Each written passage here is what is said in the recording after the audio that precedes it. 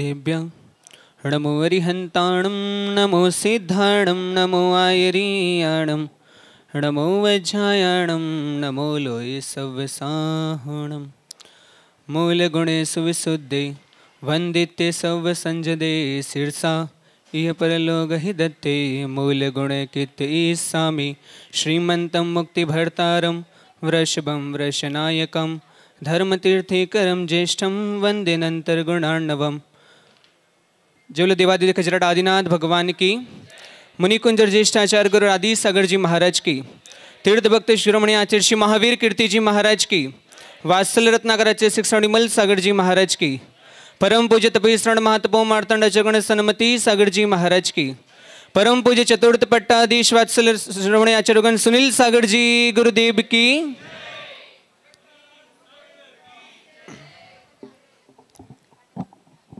एक बहुत सुंदर ग्रंथ मूलाचार प्रदीप आचार्य सकल कीर्ति द्वारा रचित, उसमें मुनियों को, साधुओं को, गुरुओं को कई शब्दों से उपमाएं दी कि मुनि श्रमण होते हैं, संयत होते हैं, ऋषि होते हैं, महर्षि होते हैं, है ना, महर्षि होते हैं, ऋषि होते हैं, अनगार होते हैं, साधु होते हैं, मुनि होते हैं, वीतरागी होते हैं। इतने शब्दों से उनकी महिमा की श्रमण क्यों कहे जाते हैं मुनिराज? मुनिराज श्रमण इसलिए कहे जाते हैं क्योंकि वो अपने आत्मा को श्रम और परिश्रम पहुंचाते हैं, इसलिए मुनिराज श्रमण कहे जाते हैं। तो इतनी गर्मी है, इतनी गर्मी में भी निरंतर कोकापुर पंचकल्याण के लिए आचार्य भगवान का मंगलमय विहार चल रहा है इस गर्मी के अंदर, कि उनकी भी भावना है। वो बोले गुरुजी 6 दिन का पंचकल्याण है कि आपके अनुकूल, आपको जब अच्छा लगे, जिस दिन आपकी अनुकूलता बने तब आप वहाँ पे प्रवेश करना, लेकिन एक भी दिन मिले लेकिन हमको पंचकल्याण में आपका सानिध्य प्रदान हो, ऐसी भावनाओं के साथ वो भी निरंतर साथ में गुरु चरणों में विहार कर रहे हैं। संयत कहे जाते हैं, जो अपने कषाय और इंद्रियों को जीतते हैं वह संयत कहे जाते हैं मुनिराज।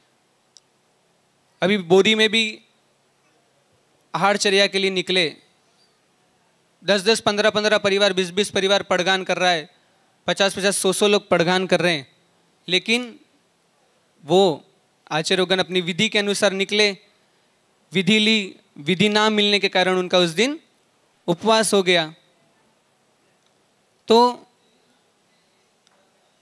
इंद्रियों को जितना, इतने लोग खड़े थे, वो छोटी विधि भी ले सकते कि नारियल की, नारियल लेके हर कोई खड़ा रहता है, कलश लेके हर कोई खड़ा रहता है, तो पड़गान हो जाता।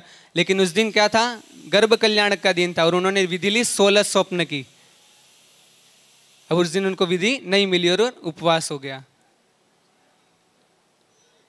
महर्षि कहे जाते, जो रिद्धिधारी मुनिराज होते, सप्त रिद्धिधारी मुनिराज होते, ऐसे मुनिराज महर्षि कहे जाते। गुरु के आशीर्वाद से, कृपा से कितने लोग ऐसे, उनके पद प्रक्षालन हुआ, पद प्रक्षालन का जल भी जिसने ग्रहण किया उसकी बड़ी बड़ी बीमारियां, कैंसर जैसी बीमारियां भी खत्म हो गई। जयपुर का एक प्रसंग है, सांगानेर में एक लेडीज बहुत काफी दिनों से परेशान थी, उसको कैंसर की बीमारी हुई, तो उनको संघर्ष त्यागियों ने उनको बोला कि आचार्य भगवान का पद प्रक्षालन आप रोज करो और उसको ग्रहण कर लेना। तो जब तक आचार्य जी सांगानेर थे तब तक उसने डेली पद प्रक्षालन किया और ग्रहण किया, और फिर उसने जब रिपोर्ट कराई तो कैंसर एकदम 0 था। क्यों? क्योंकि उनकी चर्या, उनकी ऊर्जा, उनकी साधना इस प्रकार की होती है जिससे अपनी रोग बीमारियां और अपनी श्रद्धा साथ में जुड़ जाए तो अपनी सारी बीमारियां भी खत्म हो जाती है। ज्ञान के धनी होते हैं इसलिए मुनि कहे जाते हैं। ऐसे गुरुदेव का अपन को मंगल में सानिध्य प्रदान हुआ और एक छोटा सा गांव पलोद्रा, यहाँ पर आचार्य भगवान का सानिध्य सबको मिला और सब लोग अच्छे से भक्ति करते रहे। और अभी आगे कोकापुर में पंचकल्याणक होगा, सभी लोग वहाँ पर भी लाभ लें। और उसके बाद भासौर में सिद्ध चक्र महामंडल विधान आचार्य भगवान के सानिध्य में संपन्न होगा।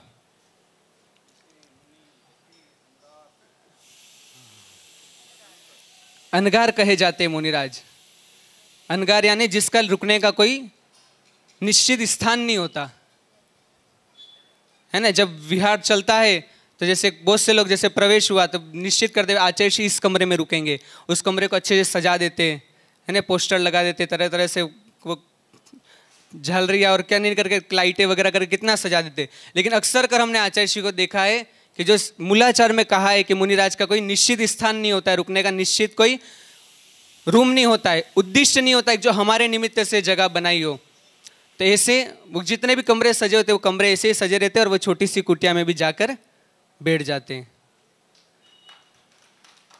मुनिराज का आहार भी उद्दिष्ट नहीं होता। अभी सब लोग पड़गान कर रहे हैं, तो ये सब कौन है? चौके किसके होते हैं? बोलते श्रावक लोग, महाराज जी आपका चौका लगाया है। चौका किसका लगाते हैं? श्रावकों का लगाते हैं। श्रावक लोग चौका लगाते हैं, वो जो खुद शुद्ध भोजन करते हैं वही शुद्ध भोजन साधुओं को कराते हैं, ना कि मुनिराज का चौका होता है। ये सब लोग श्रावक निरंतर सालों से 10-10 सालों से 15-15 सालों से निरंतर गुरु की सेवा में लगे हुए हैं। मिंडा परिवार हो गया, रजावत परिवार हो गया, साथ में आते विहार में और पड़गान करते। अजीत जी कासलीवाल जो सालों से आचार्य महावीर कीर्ति जी महाराज जी के समय से सेवा कर रहे हैं। आचार्य विजयमती माता जी की, तपस्वी सन्मति सागर जी महाराज जी के संघ की सेवा की, और अभी आचार्यगंज सुनील सागर जी गुरुदेव के संघ की निरंतर सेवा साधना और निष्प्रयता से वो खुद भी अगर यहाँ पर उपस्थित होंगे, कोई हो नहीं हो, जब यहाँ पे कार्यक्रम चलेगा तो मंच पे नहीं होंगे।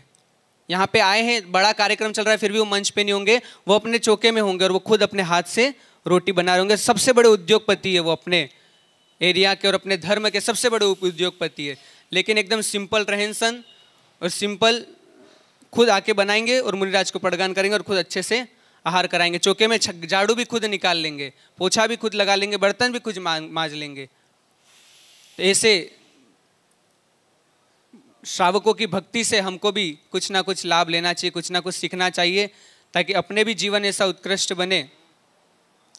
ये अभी सुबह विहार चल रहा था, तो ऐसे जब विहार चला तभी शांतिलाल जी बता रहे थे कि ठंडी ठंडी हवाएं चल रही है, गर्मी है तो भी आनंद है, ठंडी ठंडी हवाएं चल रही तो भी आनंद है। तो वो ठंडी ठंडी हवाओं के साथ साथ जब आचार्य श्री चल रहे थे तो इतनी देर तो शांति थी, लेकिन जैसे आचार्य श्री का उधर चिड़िया महकान चहकने लगी, मोर गाने लगे, ये जो बाहुबली विहार से ये जो कुत्ता है ये भी निरंतर साथ, क्योंकि तिर्यंश को भी इनके चरणों में आनंद आता। अपन गुरु जी के पास बैठते हैं तो गुरु जी के पास, गुरु जी हमको आशीर्वाद दो, ये दे दो, ये कर दो, वो कर दो, हमारे ऐसा और ऐसा, और ये नहीं मांगना बार बार। हर बार आते तो गुरु से क्या मांगना? भगवान के पास जाते, गुरु के पास जाते तो क्या मांगना? बस उनके पास जाओ और उनको देखो, उनकी मुद्रा को निहारो, उनकी शांति को निहारो, है ना। उनसे मांगना आपके गुणों की प्राप्ति हो। किसकी प्राप्ति हो? गुणों की प्राप्ति हो।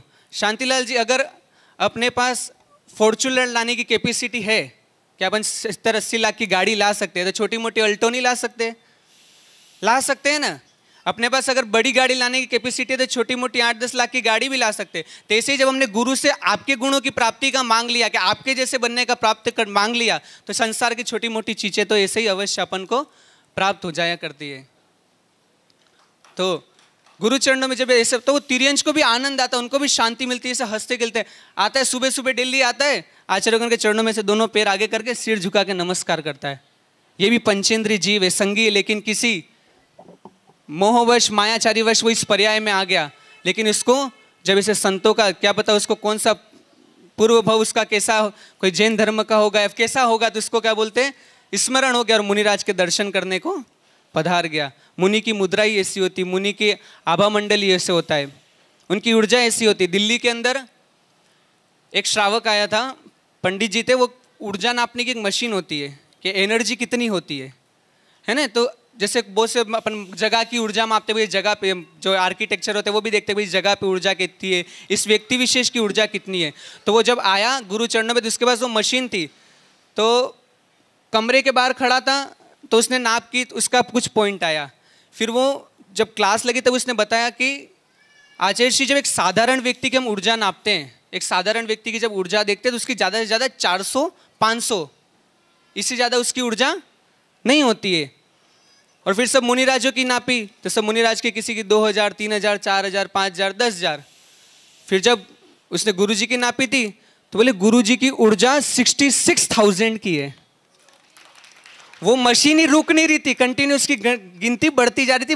मशीन खराब हो जाए जैसे, कि वो मशीन भी उस ऊर्जा को ग्रहण नहीं कर पा रही थी। 66,000 ऊर्जा किसको कहते हैं? तो एसी इतना पूरा पावर हाउस अपने साथ है, तो अपन छोटी मोटी बैटरियाँ, छोटे मोटे इन्वर्टर को अपने को जितना समय मिले उतना चार्ज कर लो, है ना। गुरुदेव का आशीर्वाद मतलब किसी व्यक्ति विशेष पे विशेष नहीं होता है कि भाई अक्षत को अच्छे से आशीर्वाद दिया तो मानस को नहीं दिया, है ना। कोई व्यक्ति विशेष पे अभिषेक नहीं होता है। अब अपने में कितनी कैपेसिटी उसको ग्रहण करने की, है ना, कि 100 वोल्ट की एक बैटरी है, एक 20 वोल्ट की बैटरी है, तो भाई ऊर्जा तो उन्होंने पूरी दी, लेकिन जिसने 20 वोल्ट की बैटरी थी उसने 20 वोल्ट का ग्रहण किया, और 100 वोल्ट की थी उसने 100 वोल्ट का। अगर वो 100 वोल्ट ग्रहण करने जाएगा तो बैटरी फट जाएगी। तो अपने को अपनी बैटरी भी अपन को मजबूत करनी है। वो बैटरी कैसे मजबूत होगी? इनके चरणों में आकर बैटरी भी मजबूत होगी, अपने पुण्य बढ़ेगा, तो पुण्य से गुरु की कृपा, गुरु का आशीर्वाद भी अपन को मिलता रहेगा। तो ऐसे त्यागी संत, लोग बोलते हैं कि इस काल में मुनिराज नहीं होते, लेकिन जब इसी ज्येष्ठ की गर्मी में जब तपती हुई सड़कों पर जब मुनिराज चलते हैं और उनके चेहरे पे तब भी मुस्कान होती है, तो लगता है कि पंचम काल में भी चतुर्थ काल समकालीन चर्या करने वाले मुनिराज अवश्य है। तो ऐसे मुनिराजों की हम लोग निरंतर भक्ति करते रहे और अपने जीवन का कल्याण करें, मंगलमय भावना। जय बोले परम पूज्य आचार्यगण सुनील सागर जी गुरुदेव की नमस्ते।